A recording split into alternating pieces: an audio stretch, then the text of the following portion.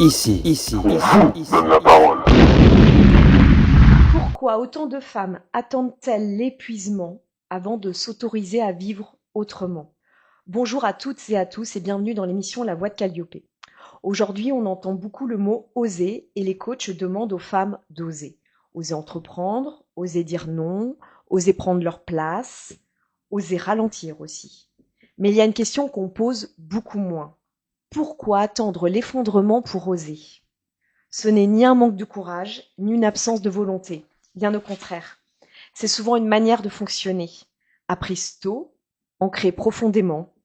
Tenir, anticiper, gérer, penser à tout et à tout le monde. La charge mentale est aujourd'hui largement documentée. Selon un baromètre IFOP publié en décembre 2024, plus de 70% des femmes actives disent ressentir une surcharge mentale importante au quotidien. Il y a même 41% d'entre elles qui se sentent régulièrement dépassées. Derrière ces chiffres, il y a des vies très concrètes. Des femmes qui travaillent, qui élèvent des enfants, qui gèrent une maison, qui prennent soin des autres et qui continuent, y compris à sourire, même quand elles sont déjà épuisées et que leur corps commence à lâcher. Mon invité aujourd'hui connaît très bien cette réalité. Bonjour Perrine. Bonjour Aurélie. Bonjour. Bonjour Emeline. Bonjour Emeline.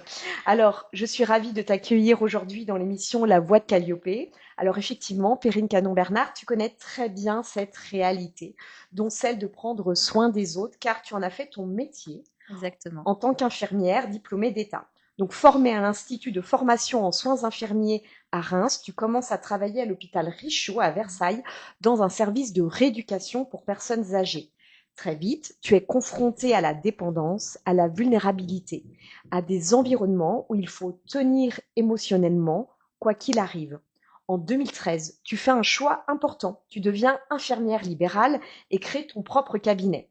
Pendant environ 15 ans, tu exerces dans un quotidien intense, avec beaucoup de responsabilités, une charge mentale permanente. Puis progressivement, quelque chose se fissure. En juin 2023, tu traverses un premier burn-out. Tu es déjà maman. Tu es dans une période de tension professionnelle, avec une de tes collègues qui est en congé maternité et un autre qui a une vision de croissance pour le cabinet, là où toi tu aspires à ralentir.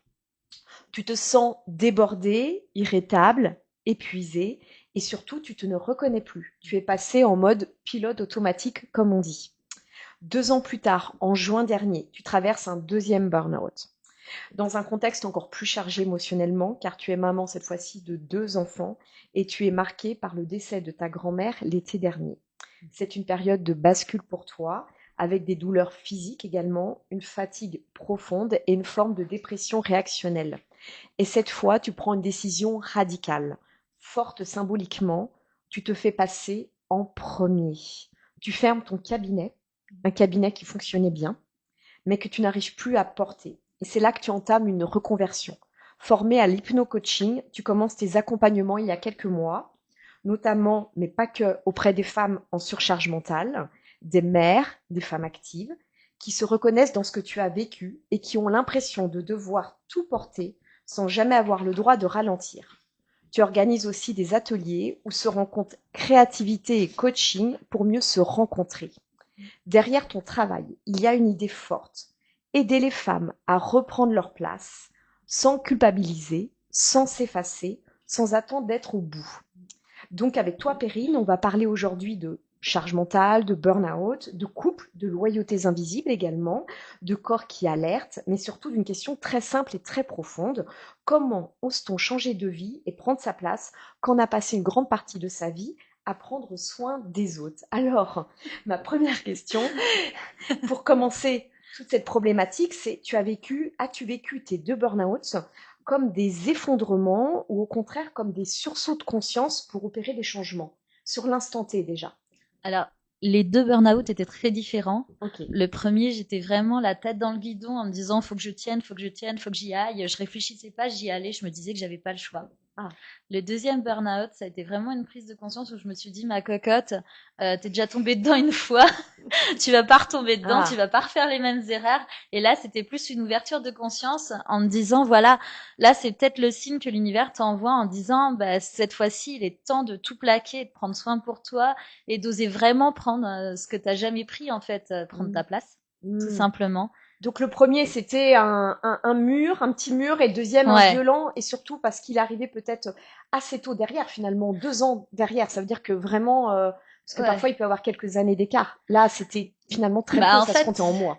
oui, voilà, ça se comptait en années et en mois parce qu'en fait, dans le monde du libéral, c'est toujours la même chose.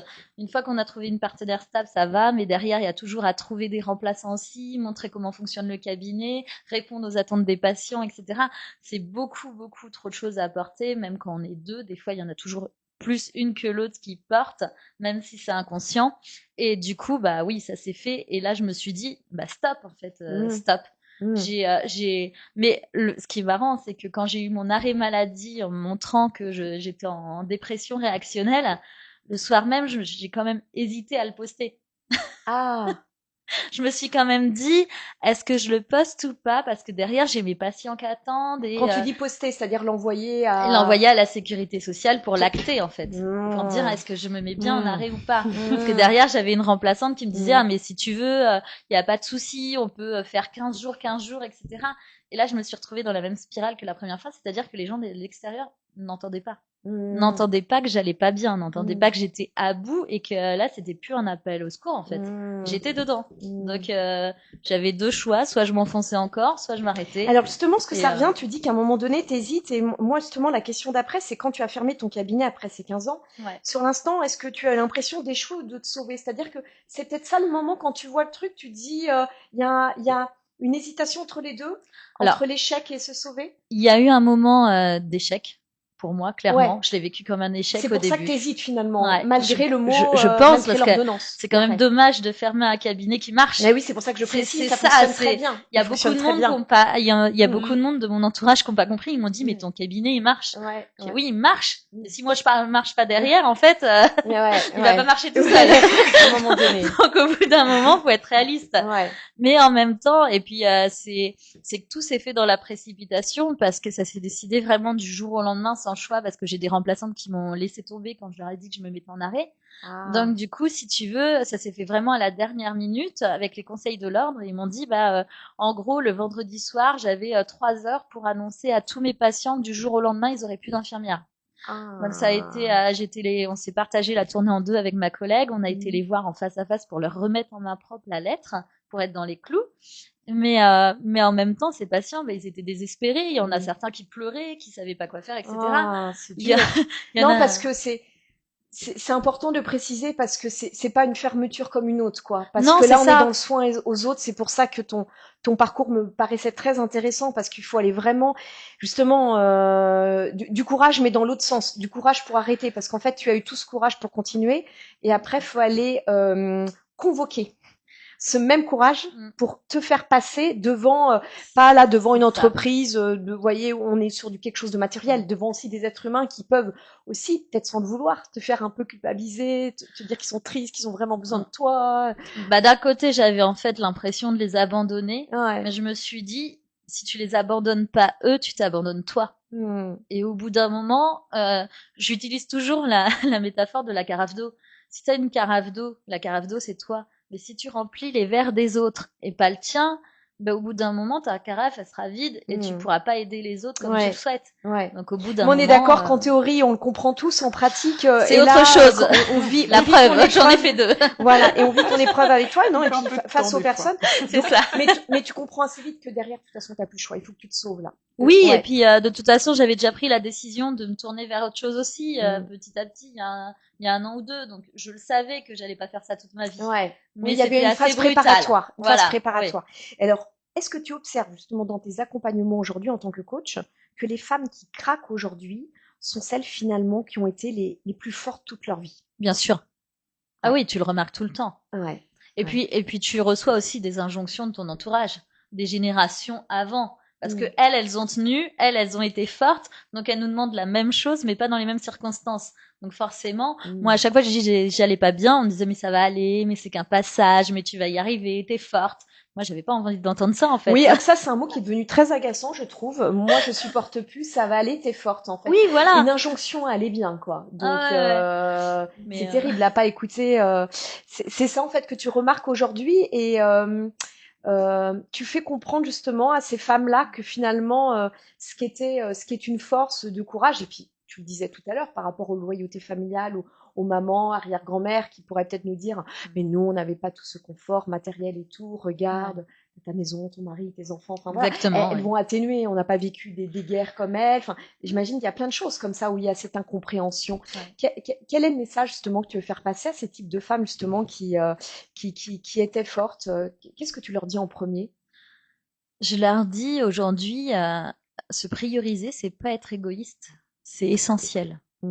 Si tu n'apprends pas à prendre soin de toi, comment tu veux montrer à tes enfants et aux autres comment prendre soin d'eux? Ça passe d'abord par soi. Si tu veux voir du changement autour de toi, commence par changer à l'intérieur de toi. C'est ça, en fait, le déclic qu'il faut avoir. C'est changer les autres, on ne pourra pas. Par contre, commence par toi-même et à prendre soin de toi, et tu verras, tu changeras, et forcément, autour de toi, les gens, ils vont voir des changements, ils vont avoir envie de changer aussi.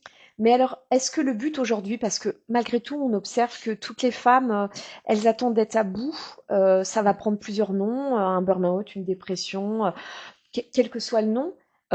Est-ce que toi, l'enjeu justement, c'est d'essayer de les accompagner avant d'être arrivé au bout? Et est-ce que tu penses que c'est possible ça? Tu vois, moi j'ai des doutes en fait. Je me demande si on n'est pas obligé de se prendre un, deux, ou pour les plus résilientes, 10 murs, ouais, ou des dizaines, ou des dizaines. Alors après, moi je parle de l'idée que je sème des graines. Je sème des graines dans le conscient et l'inconscient des gens. Après, si les personnes sont pas prêtes à entendre ce que j'ai à dire maintenant, je me dis que c'est pas grave parce que la graine, elle est semée. Et quand elle sera prête, elle viendra vers moi.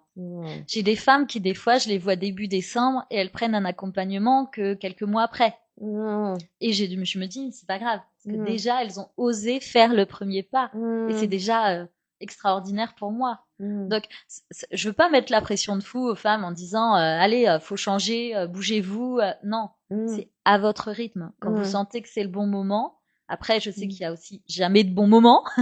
Mais c'est important de dire semer des graines, ça permet peut-être quand elles vont tôt ou tard traverser cette épreuve difficile, la traverser peut-être un peu plus rapidement, un peu moins, tu vois, avec peut-être moins de douleur et de souffrance. Ouais, c'est peut-être ça ce qui change aujourd'hui, d'où l'impact quand même de libérer la parole par rapport à ça. Oui, parce que la parole aujourd'hui, on en parle peu. Enfin, il y a beaucoup. Moi, j'ai vu beaucoup de femmes autour de moi. J'ai même des copines qui tiennent. Elles savent qu'elles sont épuisées. Elles savent qu'elles en peuvent plus. Mais elles veulent pas sortir de leur routine non plus parce que, d'un certain côté, c'est confortable pour elles. Alors, tu vois, ça c'est intéressant parce que ça, j'allais venir justement, finalement. Ouais. Décidément. Ouais, voilà, il y a vraiment décidément prendre soin des autres. Est-ce que c'est pas finalement ce qu'on appelle en psychologie en bénéfice secondaire, l'intérêt finalement de se perdre soi-même, de fuir, de se fuir. Hein, bien sûr, c'est ça. Et pourquoi on veut se fuir comme ça? Parce que parfois on prend le coaching ou la thérapie ou ce que vous voulez comme un gros oignon. Et le problème c'est qu'on doit enlever les couches d'oignon. Et quand on arrive au cœur, ça fait mal. Déjà, même les premières couches de l'oignon, c'est une très belle image. Ce que tu utilises, ça fait pleurer. C'est une très belle image, ton oignon. Déjà, quand on a enlevé la petite peau, rien que la première couche, déjà, on pleure bien. Bon, maintenant, faut que je le coupe. Donc, c'est ça. Hein. Donc, c'est ça. On fuit. Est-ce que toi, tu dirais justement que tu as choisi aussi... Alors, évidemment que... On sent que tu as beaucoup de compassion et d'empathie, donc tu as voulu aussi être infirmière pour prendre soin des autres, attention. Exactement. Mais ce que tu dis finalement, c'était un super bénéfice secondaire, parce que j'avais une très très bonne excuse. Hein. Les patients, les malades ont besoin de moi, ce qui est vrai, ce qui est une réalité. C'est pour ça que j'insiste, parce que dans le corps médical, ou même toi dans tes accompagnements énergétiques, il y a quand même des métiers où... sont un peu plus indispensables que d'autres. Moi, demain, il n'y a pas d'émission, la Terre va continuer. D'ailleurs, on l'a vu pendant les moments de confinement. Quel métier était indispensable. Donc, c'est vraiment, ça doit être encore plus difficile pour tous ces corps de métier d'accompagnement. Ouais, je suis d'accord que le métier d'infirmière, c'est important, etc. Mais il y a une chose que j'aimerais faire émerger ici, c'est que en fait, Le corps physique est relié au corps mental. C'est-à-dire que pour moi, l'un ne va pas sans l'autre. Quand vous avez des maux de genoux, des maux de tête, etc., c'est que émotionnellement, il y a quelque chose derrière qui se cache. Et que si on le traite à coups de Doliprane, mais qu'on va pas chercher ce qui se cache derrière, forcément, ça va revenir. Là, c'est l'infirmière qui le dit en plus. Voilà. Avec les études qu'elle a faites. Et alors, t'es d'accord parce que pour dire, enfin, je pense que tu vas être d'accord avec cette observation, les femmes, elles culpabilisent énormément dès qu'elles doivent ralentir ou pensent à elles. Même si on leur dit, on leur donne presque l'injonction de ralentir et de penser à elles. Qu'est-ce que tu leur dis aujourd'hui? Déjà parce que toi aussi, j'imagine que tu vis ça, donc tu le comprends. Qu'est-ce que tu leur dis? Qu'est-ce que tu arrives à trouver en toi qui te permettent aujourd'hui de ne pas culpabiliser, de ralentir? Alors, ça a été très dur, hein. Au début, c'était pas facile, hein. Dès que je me permettais une sortie sans mes enfants, sans mon mari, je me disais oh là là, mais t'es sûre, ça va aller, t'es égoïste. Et puis petit à petit, j'en ai parlé avec mon mari, et lui, il voit pas du tout ça comme ça en fait. Et lui, c'est ça la clé, avoir un bon mari? Non, c'est pas ça. Mais je veux dire, chacun a sa perception des choses.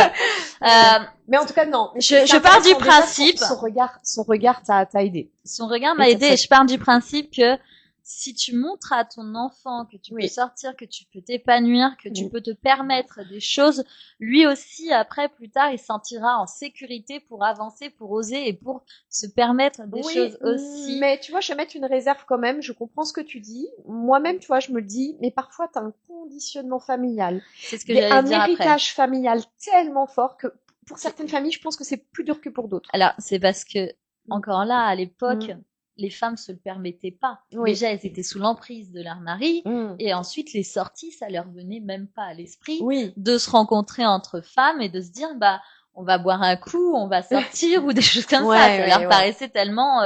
Et puis, donc oui, après, bah, nous, dans notre éducation, ça n'a pas été non plus intégré comme quoi on pouvait le faire. On commence seulement à libérer ces paroles-là, on commence seulement à libérer ces injonctions-là, donc c'est encore tout récent.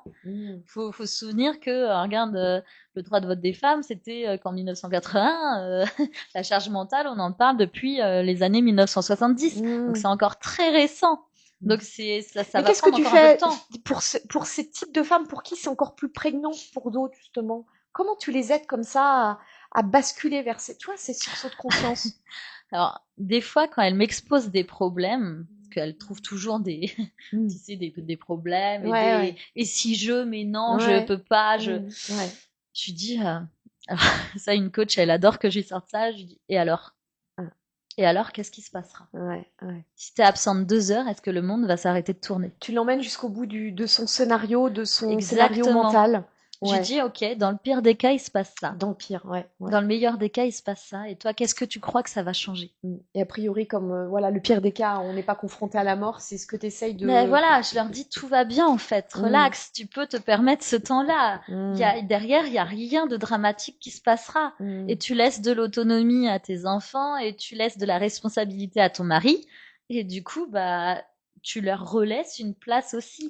Tu ne prends pas toute la place dans la famille, tu leur laisses une place aussi. Ça, c'est important, on va y revenir justement tout à l'heure, mais en tout cas, ce que tu commences déjà là à nous montrer, c'est tu apportes un souffle d'air, une vision un peu plus méta, un peu plus moins le nez comme ça devant sa problématique. Un peu moins cartésienne. D'accord. Alors, Perrine, justement, tu nous parles de l'importance de se prioriser, de revenir à soi, et pour cela, il existe plusieurs manières d'y parvenir. Des espaces où on ne passe pas uniquement par la parole et l'analyse, même si c'est très bien, mais aussi par le son et par les vibrations. Bienvenue aujourd'hui dans la chronique Voyage sonore avec Emeline.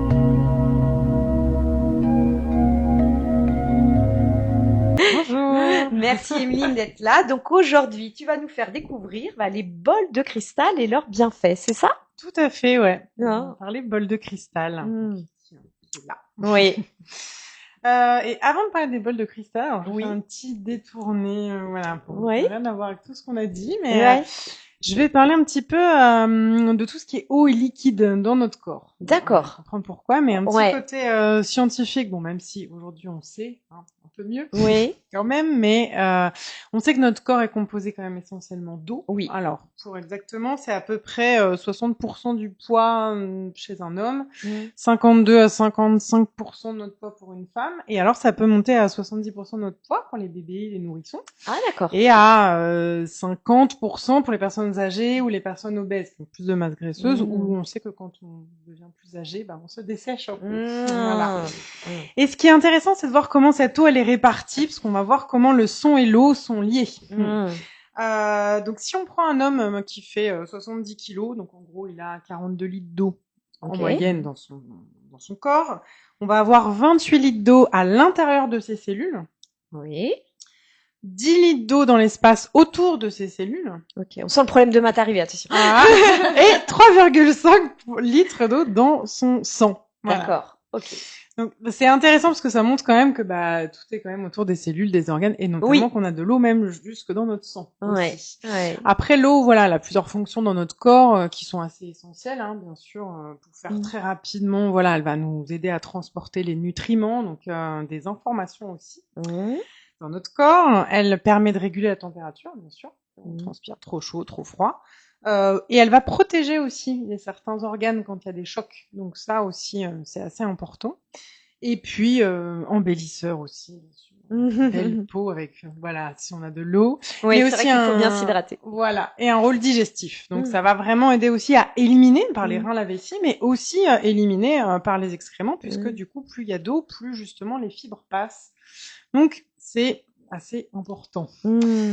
Et dans l'eau, il y a des infos. Donc, dans le son, il y a des infos aussi.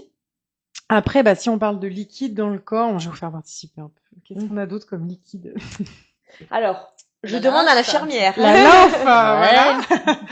Bah, la lymphe, on a à peu près 6 à 10 litres quand même de lymphe dans le corps. C'est pas mal. Qui sont, alors, pour faire un pied, transportés, voilà, par tous les canaux lymphatiques, et donc, vers le cœur. Et après, on a aussi le sang. Ah, le sang, oui, ce que j'allais dire, mais j'ai eu un doute. Comme tu as parlé tout à l'heure du sang, je savais pas s'il fallait le redire. Et le sang, c'est pareil, on a à peu près 5 litres de sang dans le corps. Donc c'est un peu quand plus même pour pas les mal, femmes, mais un petit peu plus. Ouais. Oui, nous, on en a effectivement un peu plus, mais en moyenne, quoi. Voilà. C'est ça.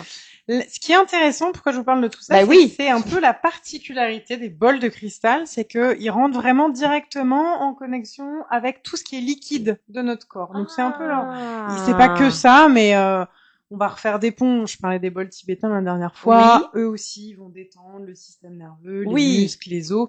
Tout ça. Ils font tout ça aussi. Mais ils sont vraiment intéressants parce qu'ils rentrent directement en lien avec les liquides et ils vont permettre de donner des infos, d'échanger des infos, en fait, de liquide à liquide. Et pourquoi? Parce qu'en fait, le bol de cristal, c'est fait à 99% de poudre de quartz pure. Autrement dit, poudre de quartz, c'est du sable de silice. Le silicium, on en a aussi dans notre corps. Le silicium, c'est un minéral qu'ont tous les êtres humains. Et le silicium rentre dans la fabrication et la protection de tout ce qui est les os, les tendons, les mailles des dents, les ligaments, que je voulais rien, le cartilage, la peau, les cheveux. Donc, quand on joue ça, on rentre directement en connexion avec toute cette partie organique, les liquides, le silicium, qui est notamment lié aussi par l'eau. Sinon, ça tient pas. Voilà. Il faut que tout ça circule. Donc, c'est ça qui va être intéressant avec les bols de cristal, c'est que ça va venir directement vibrer. C'est pour ça qu'on dit que, voilà, quand on est enceinte, par exemple. On dit, mais chacune fait quand même, on évite parce que justement ça fait tellement bouger les liquides que le liquide amniotique, le plasma, tout ça, c'est secoué un peu. Donc à éviter. D'ailleurs, c'est bien de le dire, à éviter pour les femmes enceintes. Alors on conseille, mais chacune fait comme elle veut. C'est pas un danger. Au début de la grossesse et à la fin particulièrement, donc avant le 3e mois et à partir du 7e, 8e mois. Mais on va aussi déconseiller si on vient d'avoir si on a une prothèse, si on a justement un os qui s'est cassé, parce que vu que ça joue sur les donc on os, n'est pas là pour perturber. Voilà. Donc ce qui est très intéressant, c'est que c'est finalement un des instruments de sonothérapie les plus organiques, voilà, qui va vraiment rentrer sur ce contact-là. Donc on peut, avec les bols, donner d'autres informations dans notre corps, faire passer d'autres messages, voilà, qui vont passer par l'eau, tous les liquides et par le silicium. Et ce qui est intéressant aussi par rapport au bol de cristal, c'est que hormis le côté thérapeutique, à la base, ça vient pas du tout de la sonothérapie ou d'instruments, je ne sais pas, chamaniques ou autres. Là où les bols de tibétains, les gongs, c'est des traditions plutôt religieuses, c'est né de l'industrie. Non. Les bols de cristal, c'est né de l'industrie et notamment les puces qu'on a dans notre téléphone, elles sont faites à partir du silicium, des poudres de quartz, de silice. Et en fait, c'est juste qu'ils se sont rendus compte que le quartz, cette poudre dont on parle, elle peut résister à des grandes variations de température. Donc en fait, par rapport à nos téléphones portables, c'est très pratique. On en est bien content quand même aujourd'hui. En attendant, du coup, donc il y a du quartz aussi dans notre corps et dans nos téléphones. Ok. Bon. Et en fait, c'est un peu né d'une erreur parce que ils se sont dit tiens, c'est super, on peut peut-être en faire quelque chose. Et du coup, ça a d'abord été utilisé dans le domaine du son. Okay. Et puis après, vraiment, plutôt dans le domaine de la sonothérapie. Et ça, c'est vraiment les années 80. Donc, c'est en fait hyper récent. Voilà. Et on a plusieurs types de bols de cristal. Ça va être comme les bols tibétains. On a, là, c'est un petit, mais on peut en avoir des très gros. Donc, c'est la même forme, mais avec différentes tailles, différents sons, différentes notes de référence. Donc, c'est pareil, ça va du plus grave au plus aigu. Celui-là, par exemple, c'est un si. Donc, il a une note assez aiguë. Attends. Là, je le frappe, donc c'est pareil comme pour les bols, on peut les faire chanter ou juste les frapper. La maillotche, elles sont un peu différentes parce qu'elles doivent être très souples. C'est très très fragile. Voilà, et on a, je vais le reposer 2 secondes, mais on a différentes tailles. Donc là, c'est un si, donc c'est plutôt chakra coronal, plutôt ouverture de conscience, on va dire. Mais il y en a qui peuvent travailler vraiment sur plein, comme pour les bols de cristal, une fondamentale, une note de référence, souvent associée au chakra, une fréquence de référence. Comme pour les bols tibétains, tu voulais dire. Voilà, pour les bols de tibétains, pardon, puis avec plein d'harmoniques. Et alors là, on peut les acheter où? Tu allais peut-être le dire. On va pas se faire arnaquer. Les bols de cristal, c'est un peu plus dur de se faire arnaquer parce qu'on voit si c'est en cristal ou pas. Alors ça c'est ce qu'on appelle givré, c'est-à-dire que c'est un peu plus épais.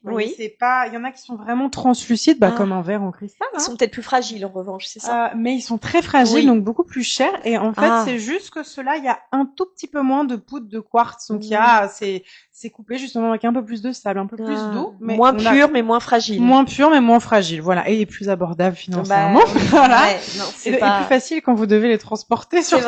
C'est vrai. Mais rappelez-vous, on a tous fait ça pour savoir si c'est du cristal ou pas quand on fait le tour là. Oui, sur des verres. Ouais. En fait, c'est ça. Et c'est la même chose, sauf que là on s'est rendu compte. Donc si on a un doute, on peut le faire. Voilà, si on a un doute. Et celui-là, je peux vous faire une petite démo vite fait. Très simplement, on peut voilà, donc ça c'est son petit son l'état juste frappé et il va chanter.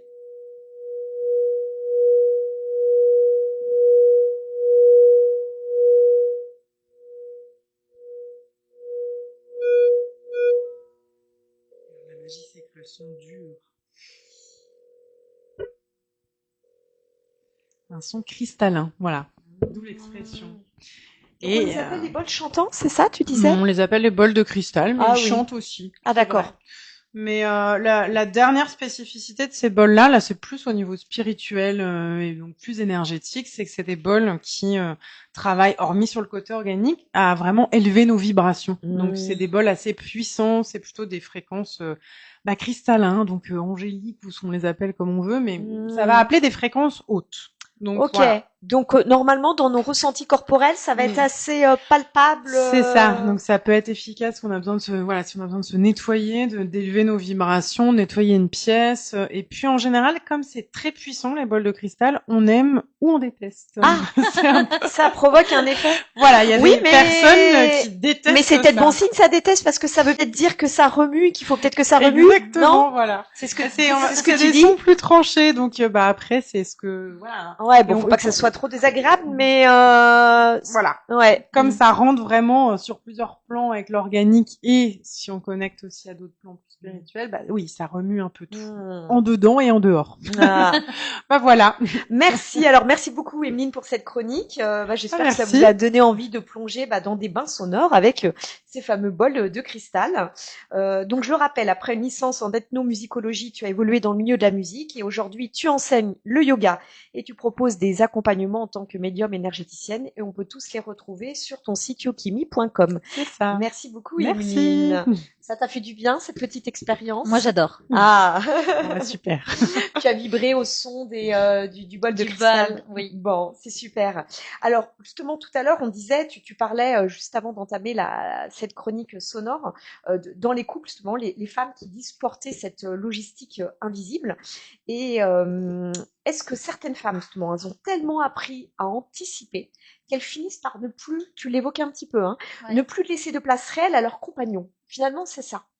Alors oui, parce qu'en fait, elles ont tellement appris à porter, à anticiper, à gérer, que à force, avec le temps, ça devient plus facile pour elles de le faire que de devoir le rappeler à leur mari, leur dire comment faire, leur expliquer. Et donc du coup, voilà. C'est comme avec les enfants. Exactement, c'est comme avec les enfants. Je vais le faire, ça va aller plus vite. J'explique tout aussi. Mais le problème, c'est que si tu lui laisses pas la place et si tu lui laisses pas aussi faire, mais à sa façon et pas comme tu voudrais, bah, tu grignotes un peu sa place et sa part de responsabilité et du coup, après, lui, il va se désengager totalement. Alors c'est ça, c'est très compliqué. Alors ça, c'est un bon conseil pour les jeunes couples, quel que soit leur âge. C'est ça que je veux dire, jeunes couples avec de nouvelles habitudes. Mais pour ceux pour qui c'est bien ancré, ça c'est plus compliqué. C'est quoi le premier conseil? C'est ça, c'est apprendre à lâcher. Ça sera pas fait comme toi. C'est ça? Alors comment toi tu fais dans ton quotidien? Alors, moi, avant, oui, ça m'énervait. C'est-à-dire que quand j'ai cherché quelque chose et que c'était pas à sa place, je me dis, mais attends, ça fait 10 ans qu'on habite la même maison. Depuis le temps, il devrait savoir où c'est rangé. Mais à force, je me suis dit, mais en fait, c'est quoi le principal? C'est que ce soit rangé ou que tu cries encore après lui parce que c'est pas à la bonne place. Prise de recul. En fait, t'as envie de passer ton énergie dans quoi? Tu vois, c'est plutôt dans ce positionnement-là. Est-ce que j'ai envie de mettre mon énergie à crier contre lui parce qu'il a pas encore rangé à la bonne place? Ou est-ce que, au contraire, j'ai envie de dire, bah, ok, il a pas rangé à la bonne place, c'est pas grave, il y a pas mort d'homme. Et, relativiser. Voilà, relativiser. Et puis, des fois, quand je trouve pas, je lui dis, au fait, chérie, la dernière fois que t'as rangé ça, tu l'as rangé où? Parce qu'on a peut-être pas la même vision de la même place. Et il me dit, je l'ai rangé là. Et je fais, ah oui, non, mais ça va pas là. Je fais, je te le dis pour la prochaine fois. Moi, je le range là. Contrôle fric, on revient. Bah, mais moi. C'est-à-dire que je te préviens, moi, je le range là. Après, si tu le ranges pas là, il y a pas de souci. Mais par contre, je vais te redemander où c'est rangé. Mais ça, en théorie, on va tous le comprendre. Mais en pratique, dans une situation imprévue, comment faire justement pour, tu vois, pour dire, en fait, commencer. C'est un travail de tous les jours, hein. C'est un travail de tous les jours. C'est des exercices qu'on met en conscience tous les jours. Reprogrammer au niveau neurologique, tout au niveau à fait. du cerveau, au niveau du corps. On reprogramme tout, en fait. On va aller chercher les schémas inconscients qui sont installés pour aller remettre en place avec de l'hypnose des schémas, des nouveaux schémas, des nouveaux programmes. L'hypnose aide à ça. L'hypnose aide à ça. Il va aller chercher ton inconscient et reprogrammer certaines choses et désencoder d'autres choses pour t'aider à voir la vie autrement. Mais il faut du temps. Donc, aussi de la bienveillance avec nous-mêmes par rapport à ça. Ouais, on va pas se transformer en non, j'ai pas de baguette magique, hein. Donc, ça prend du temps. Peut-être au départ, sur 10 expériences dans son quotidien, on va réussir une fois, les 9, on va reprendre nos travers. Moi, ce que j'aime, c'est dire, je leur donne toujours à mes coachés un cahier d'exercices où je leur dis, notez vos réussites. Vos échecs, oui, vous en avez, c'est normal, tout le monde en a. C'est comme ça qu'on avance. Mais notez vos réussites parce que comme ça, vous verrez que vous avez avancé. Et quand on est centré sur ses réussites, quand on est centré sur son avancement, on voit moins ce qu'on n'a pas réussi et on voit plus ce qu'on a réussi à mettre en place. Et ça, c'est super important au niveau du cerveau, de se concentrer plus sur ce qu'on a réussi que sur ce qu'on n'a pas réussi. Ouais, donc c'est ce que tu invites à faire pour essayer de... la flexibilité mentale. Cerveau, c'est ça. Et alors, tu dis souvent justement qu'il faut reprendre sa place. Ça aussi. Mais alors, quel conseil concret tu pourrais redonner pour simplement exister pour soi? Tu disais tout à l'heure, aller te balader comment on fait pour reprendre sa place, tu sais, concrètement? Parce que ça aussi, on dit beaucoup aujourd'hui, ose, prends ta place, mais tu vois, ça peut rester pendant très longtemps qu'à l'état de concept, hein. Je suis d'accord, mais aujourd'hui, c'est parce qu'on attend souvent des voyages extraordinaires pour changer, pour se faire du bien, où on attend des grandes choses. Mais en fait, ça peut être dans les petites choses du quotidien. tu rentres, t'as emmené tes enfants à l'école, tu rentres, tu te fais un café, tu te prends un thé, tu te poses 5 minutes. Ça, c'est prendre ta place. Tu te poses, tu oses. Tu vois, ça va pas se faire du jour au lendemain. On n'est pas dans des grandes transformations, forcément, reconversion professionnelle, pas de... Non, pas du tout. Il faut voir les petites choses du quotidien qui peuvent nous apporter du bien-être et nous redonner de l'énergie. En fait, c'est toujours faire la balance entre ce qui me vide de mon énergie, ce qui me remplit, et essayer d'avoir un peu des deux. Et pas que de ce qui me vide. Et du coup, tu vois, quand je t'écoute, je me dis finalement, cette fatigue, elle est salutaire. Enfin, évidemment, toi, tu as réussi à le gérer. Alors, je vais pas dire ça pour tout le monde au niveau de tes burn-out, mais finalement, ils ont été salutaires. Et aujourd'hui, ta fatigue aussi, parce que ton cerveau n'a pas envie de replonger dans ses précédents burn-out, qui sont assez récents et assez rapprochés, 2023 et 2025. Ouais. Finalement, dès que tu sens qu'il y a une espèce de fatigue, tu la remercies quelque part parce qu'elle te dit « Ouah ». Alors, je la remercie, je l'accueille aussi et je préviens mes proches. C'est-à-dire que quand c'est comme ça, je dis à mon mari ou à mes enfants, je fais attention, je sens l'irritabilité qui revient, je sens l'énervement qui revient. Ça marche, ça. Ça veut dire que là, je suis potentiellement en train de retomber dans un schéma qui me convient pas. Donc, je vous demande de m'aider plus à la maison, je vous demande de faire plus attention. Et du coup, c'est un relais qui se passe en fait. Mon mari reprend les rênes et dit ok, là j'ai compris. On le veut bien ton mari. Hein. Non mais il y en a plein. C'est défaut aussi. Hein. Non, mais il y en a plein. Non mais c'est très bien. Voilà, faut partir aussi sur la base de la communication. Oui. Et de la communication non violente. Moi, c'est ce que j'apprends aux femmes. Apprendre parce que des fois, j'ai des femmes qui me disent oui, non, mais moi j'ai déjà essayé de lui parler, j'ai pleuré, j'ai crié, j'ai hurlé, j'ai supplié, il y a rien qui marche. Oui. Mais lui dire tout est violent quoi, même pleurer tout c'est violent, voilà, mais dire à ton mari écoute, moi quand tu me dis ça, voilà ce que je ressens. Donc j'aimerais la prochaine fois que tu fasses autrement. Ou alors moi j'ai une femme où un jour elle m'a dit écoute oui, je lui ai déjà dit tout ça à mon mari et il m'a dit écoute, si t'es pas contente, la porte est là. Oui. Ah, comme un patron. Alors, je lui dis. Et là, tu lui as dit divorce. Divorce. Je lui ai dit, oui, en effet. Je lui ai pas dit ça, mais je lui ai dit, oui, je te comprends. Je comprends qu'il, voilà. Donc, t'es d'accord qu'avec, dans certaines situations. Dans certaines situations, je peux pas sauver, hein. Il y a vraiment des choses. Elle, ça permet de prendre conscience de quelque chose, quand même. Voilà. Je lui ai dit, tu as le choix. Le choix, il est pas facile, mais tu l'as. Donc, soit tu restes à ta place et tu sais comment ça va se passer derrière, soit tu fais le choix de dire non, aujourd'hui je me choisis et je sais que ça va être dur, je sais que ça va être difficile, mais tant pis, je le fais. Après, ce qui est intéressant, c'est que, tu vois, tu prends l'exemple de cette femme, je pense que beaucoup se reconnaîtront aussi dans ce cas-là. Toi, dans ton cas, avec quelqu'un qui est à l'écoute et qui va faire des efforts, pas du jour au lendemain, de manière répétitive, des efforts des deux côtés. Mais l'avantage de cette communication non violente, c'est que ça te permet, toi, de tester d'autres outils, donc d'autres manières de faire et d'être. Et du coup, si l'autre en face le reçoit mal, là, tu peux pas dire, j'ai pas fait de chantage affectif, j'ai pas pleuré, j'ai pas crié. Ouais. Donc, c'est ça que ça permet, de au moins prendre conscience qu'il y a quelque chose qui se passe quand... Moi, je dis toujours, je suis responsable de ce que je dis, je ne suis pas responsable de comment tu l'interprètes. Ouais, mais c'est vrai que si tu as bien dit les choses, on part du principe que tout le monde est capable d'entendre le message. Et puis même des fois, moi-même, quand je reçois quelque chose et que je le prends mal, je me pose 2 minutes et je me dis, attends, est-ce que dans ta phrase-là, c'est bien ça que tu as essayé de me dire ? Et des fois, je suis à côté de la plaque. C'est-à-dire que des fois, il me dit, mais pas du tout, en fait. Toi, tu l'as ressenti comme ça, mais c'est pas du tout ce que j'ai voulu dire. C'est lié à nos blessures, ça. Ouais. Et du coup, il me dit, non, moi, j'ai juste voulu te dire ça, en fait. Et ça allait pas plus loin. Ouais. Va pas chercher, va pas chercher midi à 14h. Moi, je voulais juste te dire ça, c'est tout. Point barre. Et je lui dis, ok. Et du coup, ma pression, elle redescend. Et je me dis, c'est bon, arrête de te prendre la tête, il voulait juste te dire ça. Et ça aussi, parce que dans des situations comme ça reprogramme le cerveau. Tu te souviens que la dernière fois, tu as mal compris, tu dis potentiellement, là, j'ai peut-être encore mal compris. Donc, chaque nouvelle expérience différente, c'est ça en fait, on parle pas de positif, c'est différente. Voilà. Ouais. À chaque fois, vous arrêtez pas à une petite chose en fait. Continuez d'essayer, continuez d'oser. Et puis, s'il y a une méthode qui marche pas, ça veut pas dire qu'il y a une autre méthode qui marchera pas en fait. Et puis en fonction de chacun. Exactement, parce que chacun est différent.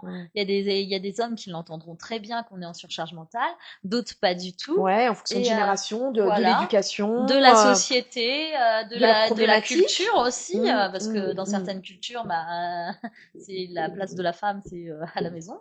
Et donc du coup, oui. Du coup, voilà. Tu es confronté un petit peu à ça, toi, justement, avec des cultures, enfin des disparités en fonction, tu vois, de ton cadre, toi. Je vois quand même qu'il y a encore des vieilles injonctions qui existent. Et il y a une étude qui a été menée il y a pas longtemps qui disait que chez les jeunes d'aujourd'hui, ils reprennent les vieilles injonctions que la place de la femme, c'est à la maison, etc. Donc, je me dis qu'il y a un travail, je me dis qu'il y a un travail à faire de ce côté-là en disant, c'est à nous aussi de continuer à porter le message et à faire travailler les femmes sur leur image aussi, sur leur place. Et puis voilà. Mais j'ai aussi, tu vois, j'ai une amie, avant de se marier, ils ont fait une thérapie de couple pour renforcer tout ça et pour se dire ce qu'ils attendaient chacun de l'autre, etc.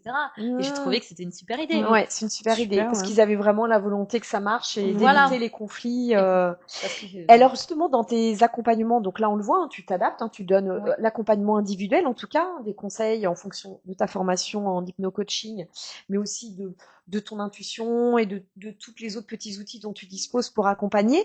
Et tu proposes aussi des accompagnements collectifs où tu parles du droit au plaisir, du jeu, du kiff. Beaucoup de femmes aujourd'hui, dans leur quotidien, en fait, elles vivent leur vie finalement comme une espèce de mission permanente qui est pas très drôle, pas très joviale, plutôt que en fait de voir ça un petit peu comme un jeu. Tes ateliers, ils sont aujourd'hui, tu peux nous en parler un petit peu plus, tournés justement avec la notion de plaisir? Bien sûr. Là, je viens de mettre des ateliers en place. Donc, par exemple, le prochain, ce sera le 22 mai. C'est s'écrire une lettre à soi-même, mais avant sous hypnose. C'est-à-dire que j'emmène les gens sous hypnose pour faire péter tous les verrous qu'ils peuvent avoir. Pour pas que ce soit écrire une lettre avec mon mental ou voilà, c'est ça. ou ma colère ou de la décharge, c'est pas ça. Le but. Ouais. Et ensuite, une fois qu'ils auront eu une séance d'hypnose, ils vont pouvoir s'écrire à eux-mêmes. Ouais. Et après, je leur prends leur lettre et je leur enverrai au moment où ils ont décidé de la recevoir eux-mêmes. Qu'est-ce qui se passe après une séance d'hypnose, de s'écrire à soi-même? Il y a la libération. Ok.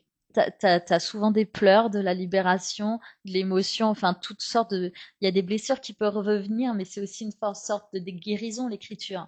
Tu te guéris toi-même quand t'écris. Tu poses des mots sur les mots que tu as, mais sans.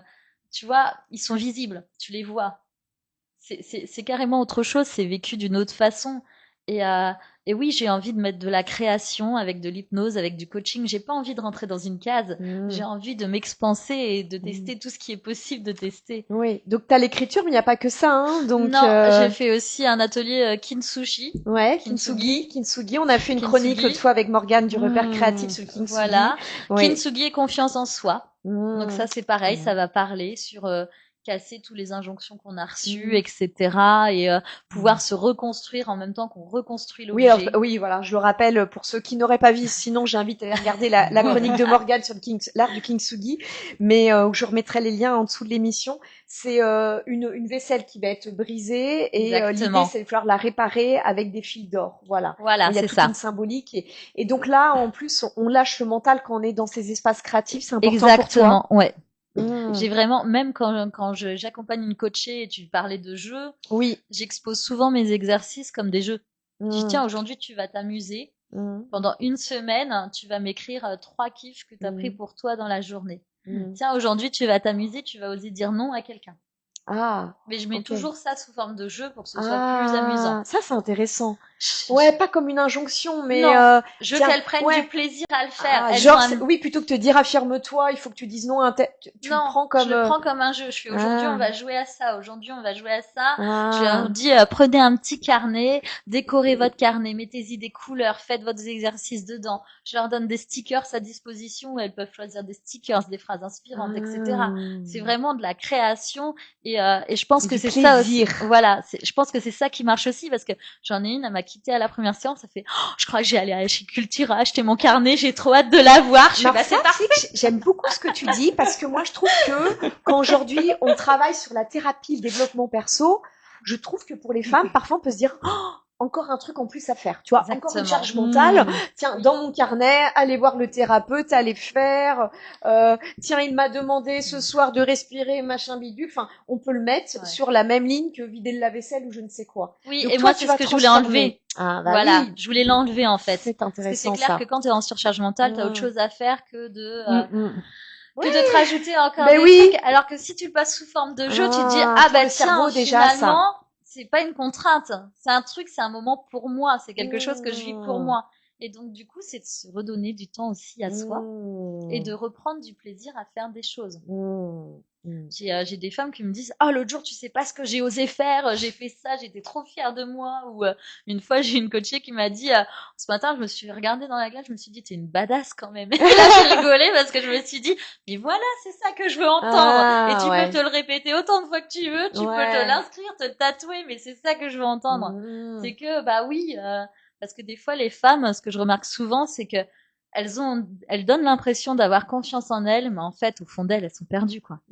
Enfin, sont surtout juste fatiguées, une image. dépassées. Ouais, bien sûr. Elles gardent ce que je disais tout à l'heure, ce sourire de façade. Voilà, elles gardent le sourire, mais au fond d'elles, elles doutent, elles sont pas confiantes. Elles comme se les remettent hommes, en question. Là, je pense que c'est homme ou femme. Ah oui. Je pense que chacun l'exprime de manière différemment. C'est vrai. Vraiment, voilà. Oui, je crois que la problématique de la confiance en soi. Ouais, touche tout le monde. Je dirais que c'est un autre débat, mais je dirais qu'elle est pas non plus facile pour les hommes avec l'injonction sociétale. C'est un autre débat. On autorise aujourd'hui la vulnérabilité chez les femmes. Je trouve que les hommes, ils ont aussi leur gros paquet et je pense bien à eux. Voilà, on pense à vous. Exprimer aussi leur vulnérabilité. Non, mais j'ai un discours très porté par les femmes parce que c'est un type d'accompagnement, mais j'en parle aussi dans d'autres émissions. Je sais très bien que c'est difficile pour eux aussi, qu'ils ont leur gros sac à dos. Mais et d'ailleurs, ça pourrait, mais en tout cas pour les femmes, de rentrer sur le travail sur soi, justement, en enlevant le mot travail, mais en le remplaçant par du plaisir, du jeu, du kiff. Ça, tu vois que cette méthode fonctionne. En tout cas, elle a fonctionné pour toi. Elle a fonctionné pour moi et je pense qu'elle fonctionne aussi pour mes coachés parce que des fois j'ai des personnes qui m'appellent en me disant j'ai entendu dire que c'était différent avec toi, que t'accompagnais différemment. C'est vrai. Donc j'ai voulu tenter l'expérience et j'ai dit bah super, viens. Alors dis-moi, est-ce que tu as 2-3 exemples comme ça de jeux de kiff que tu as osé faire, voilà, et qui t'ont permis d'oser et d'avancer? Bah, oser, c'est un peu mon mot d'ordre pour moi pour 2026. Ouais, encore plus. Encore plus, c'est-à-dire que tu vois, des fois il y a des concours, je m'inscris au concours, je dis allez on y va. Des fois je gagne des places et même si j'ai personne pour y aller, je dis j'y vais quand même. Les exercices, ça peut être voilà, dans ta journée, il faut au moins que tu aies 3 moments de kiff par jour. Et je te demande pas voilà d'absolument voir tes copines etc, mais genre tiens, ça faisait longtemps que je me suis pas mis de vernis, je mets du vernis, je me mets du vernis. Tiens, ça fait longtemps que j'ai pas été me promener dans la forêt, je vais me promener dans la forêt. Tu vois, c'est des petites choses qui paraissent anodines, mais petit à petit, mis à bout du bout, ça peut te permettre vraiment de te dire ces moments-là, ils me font du bien. Parce qu'aujourd'hui, c'est ça, on est dans la course accélérée, etc. Et on n'ose plus prendre du temps pour soi. Et prendre du temps pour soi, même 5 minutes, c'est essentiel en fait.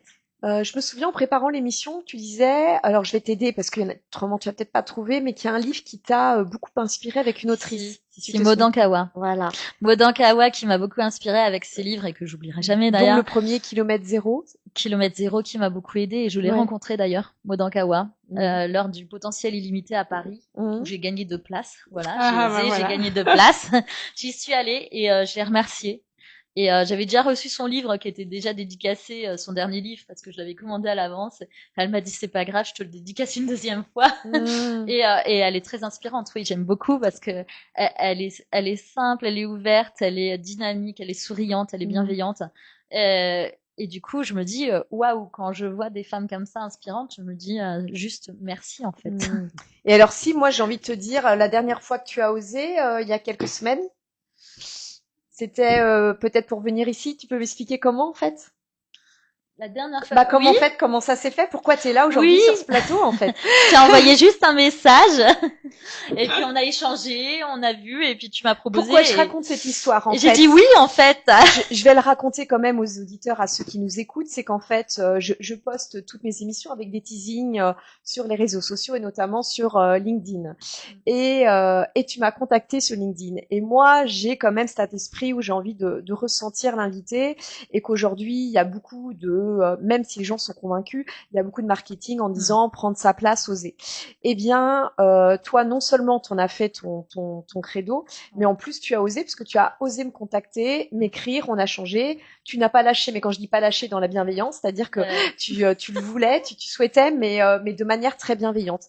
Et c'est pour ça que j'avais décidé de t'inviter sur le plateau, parce que je me suis dit que tu mettais vraiment en pratique ce que tout le monde ne fait pas. Tu mets vraiment en pratique ce que tu apportes en théorie aux autres. Et donc, voilà, à partir de ce moment-là, toi-même, tu es aligné, parce que c'est aussi pour ça que tu étais aujourd'hui dans l'émission de La Voix de Calliope. Et je te remercie beaucoup, Perrine. Je te remercie, Meline. Merci. Mais je te remercie pour ta sincérité et pour ce témoignage qui est profondément humain.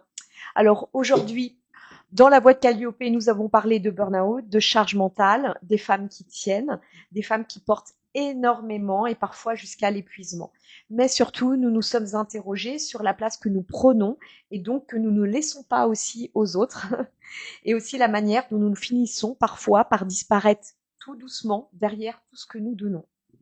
Parce qu'il y a des femmes qui savent tout gérer, tout anticiper, tout contenir émotionnellement, des femmes fortes, solides, fiables, celles qu'on appelle quand ça ne va pas, celles qui rassurent, celles qui tiennent debout, même quand intérieurement ça vacille.